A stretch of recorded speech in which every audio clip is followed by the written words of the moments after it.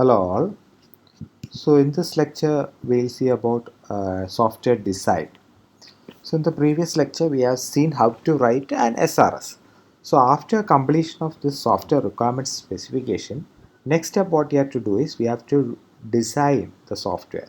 So after the design phase is over, we'll have a design specification document. So from this SRS we have to design. So the main objective is to transform the SRS document into a into a design document. So at the end of the design phase, we will have a design document which should be implementable in the coding phase. So that design document will be given to the coding team for coding the software. So final outcome of the design process is the following items will be there in the document, will be designed and it will be documented in this design phase. First one is the different modules that are required. So we should identify from the SRS, we should identify which all modules are there in the software, and modules means which all the functions are there should be there, the data that should be shared by the functions, all these will be specified in the in this first section. So all the modules that will be there, so so each module should specify or should accomplish some task, well defined task. So that is specified in this document. So different modules that will be required to develop the software will be specified uh, in this design document. Then another thing that will be specified in the design document is the control relationships among module. So control relationship means we can mention as the function call between these modules. A module might be invoking another module. So what all things, which all functions which we will call which all functions will be specified in the design document. Then another thing that will be there in the design document is the interfaces among different modules. That is the data items that are exchanged between these modules. So when a function is called, when a function is calling another function, some data will be transferred from this module to the other module. And when the function returns to another function, some data will be returned to this module also. So all those data interchanges or the interfaces will be mentioned in the design document. Then fourth thing is this data structures of each individual module. So in each module it will have some algorithm and which will have some data structures also. So how the data is represented inside each module will be represented using this data structures. So each module should have its own data structures. And finally, the algorithms required to implement each module. So each module there should be some algorithm to work. So those algorithms should also be specified in the design document. So these are the 5 things that should be specified after the completion of design document. So we will be studying in this software engineering, we will be studying only the first 3 things. So which, how to identify the different modules, how to get all these modules, then how to establish the relationship among these modules, and also about the interfaces among different modules, how to represent it. So we need not study this data structures and algorithm. It is not part of the software engineering. It is actually part of another programming subject. So data structures and algorithms does not come under this software engineering design. Okay.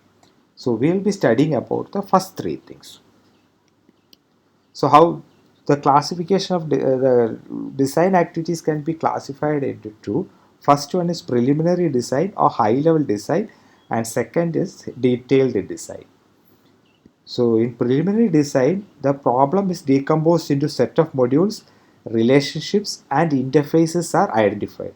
The first 3 steps, the modules, different modules that are there, the relationships among these modules, and also the interfaces among these modules are will be specified in the preliminary design or high design. The outcome of this is the program structure, or we call it as the software architecture of the system. So after completing, so we have two design activities. First one is preliminary design or high level design, and second is detailed design. So after completing this high level design, we will have the software architecture of the software.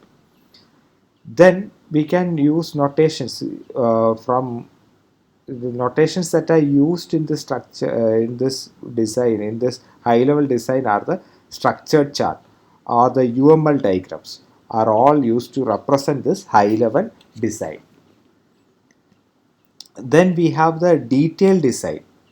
So in detailed design, what we do is each module is examined carefully and its algorithm and data structures are designed. So each module will be independently designed to identify the data structures that can be used, and also we have to specify what all algorithms should be there in each module. So outcome is, we call it as a model specification document, and we call it as MSpec document. Okay, so we call the document as MSpec document. Okay, so we will be dealing only with this high level design. So detailed design we will not be studying. Detailed design is part of the programming. So we have to study these things.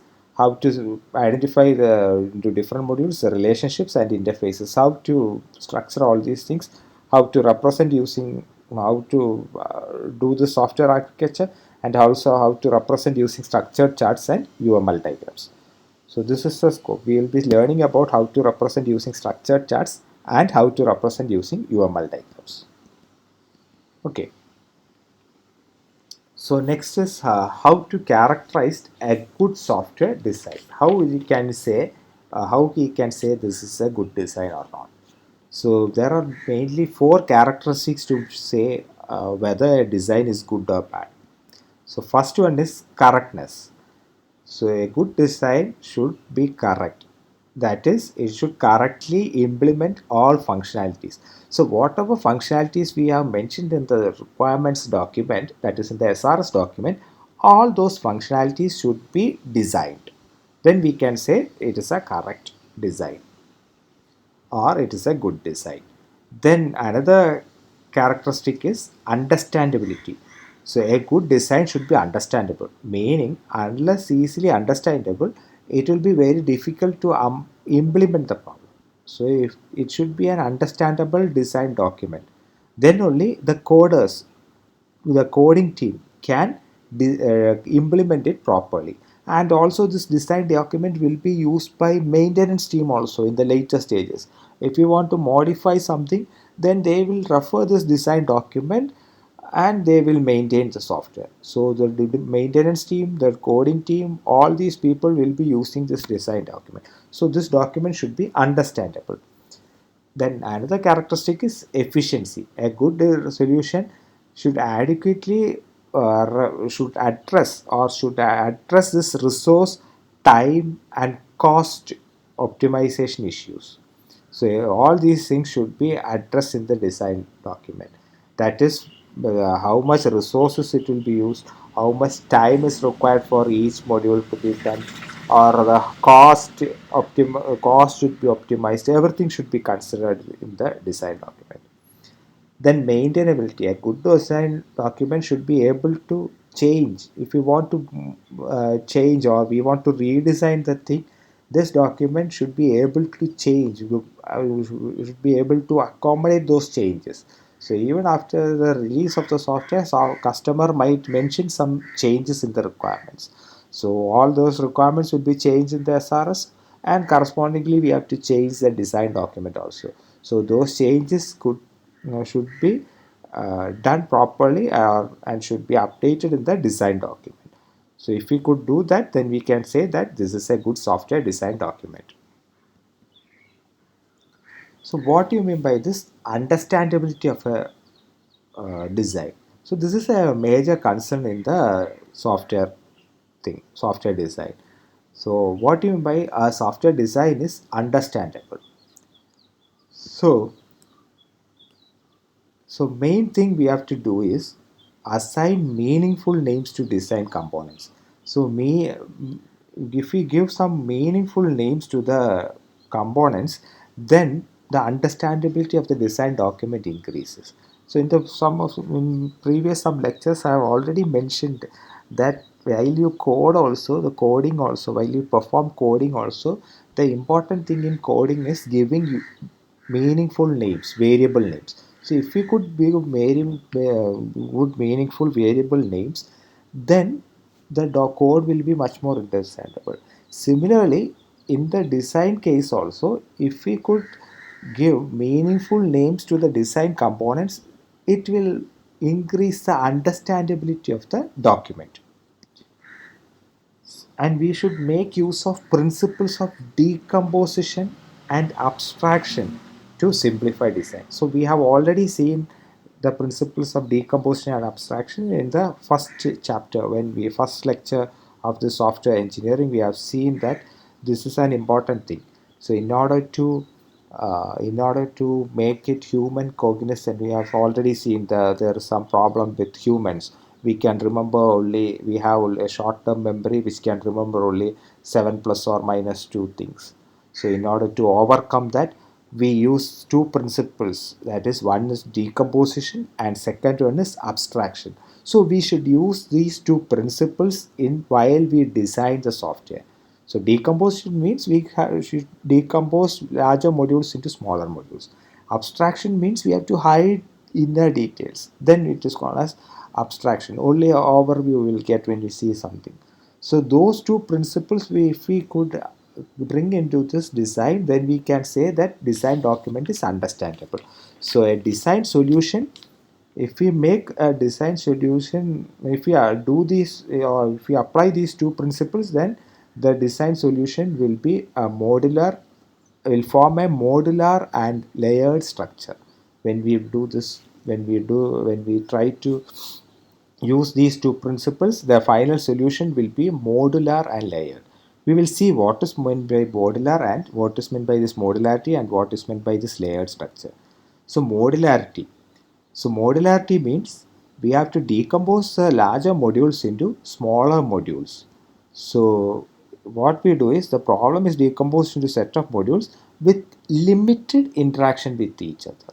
So when we decompose into separate modules, there should be limited interaction between these modules. So if there is higher interaction, that means those modules are highly connected. Then it is not a good design. So when we decompose into a set of modules, it should have limited interaction with each other. So we use the decomposition principle to achieve this. We try to start with a larger problem. We try to use the divide and conquer principle. We divide it into maybe if we are trying to develop a campus management software, we will divide it into 5 modules. One is for office, one is for college, or one is for student, one is for alumni, one is for another office. Like that we will divide it into separate modules. So under that alumni we will have some separate modules. So in that way we have to decompose into separate modules.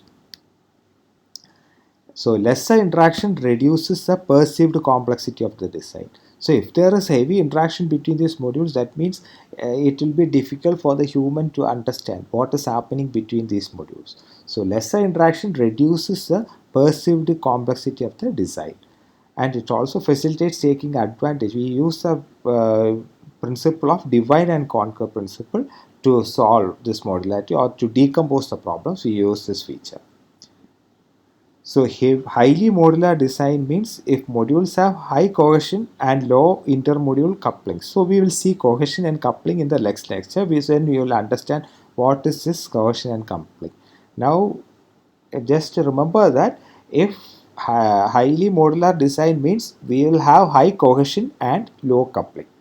High cohesion means cohesion means independency. So high cohesion means each module will be independent of each other. Low coupling means the interaction between these modules will be less. So if we do that, then we can say it is a high modular design. So this is an example of modular and a hierarchical design. The first figure, one in the left figure is we have M1, M2, M3, M4. So this is a modular approach. So if you could see, it is a modular design. M1, under that we have M2, M3, M4, and under M4 we have M5. The second figure, if you see the right hand side figure, it is not a layered or model. It is not a modular structure. There is interaction between all those modules. So there is a high level of interaction. So this is not a modular design. So second figure on the right is not a modular design, while in the left one is a modular, and there is a hierarchy also. There is a hierarchy among these modules.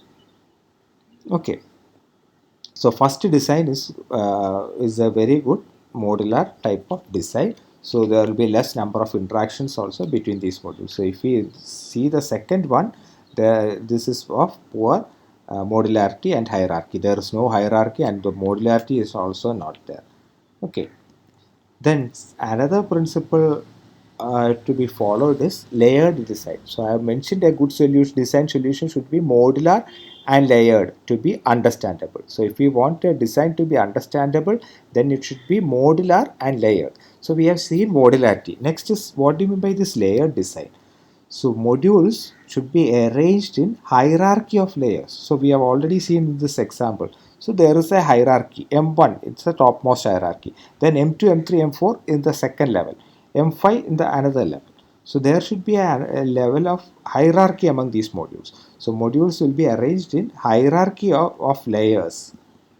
So a module can only invoke functions of modules in the layer immediately below it. So a module in a layer design can invoke functions of modules in the layer immediately below it. Higher level modules are similar to managers that invoke lower layer modules. So if you consider a company and all, there will be managers. So manager, what they do is they will ask the workers to do something. So there will be subordinates for him. He will ask those subordinates to do these works. So in this way also, the software module should be arranged. There will be a manager module, and underneath him there will be worker modules. So manager will just ask the worker modules to do these things. Okay. So there will be higher level modules that is similar to managers who will invoke the lower layer modules. So layer design implements control abstraction is there. Control abstraction. That means lower layer module is unaware of higher level modules, because they will not be, lower level modules will not be calling higher level modules. Lower layer modules will be calling only modules below them. They cannot call a module above them. So they don't know what is happening in the modules above them. So then only we can say it is a layered design. So a layered design makes an design easily understandable, because working of a module, we will not have to understand what all things are happening in the layers above it. We have to understand only the things that are happening below us.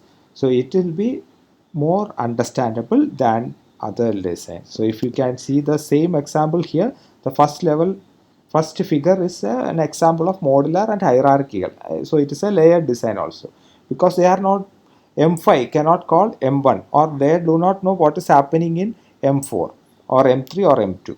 But in the second design, M5 has to know what is happening in M2, or all these modules are their interactions. So it will be difficult. So it is not a good layer. It is not a layered design. Okay. So that's all about layered design. So if a design should be understandable, that means it should have a modular as well as a layered design. That's all. Thank you.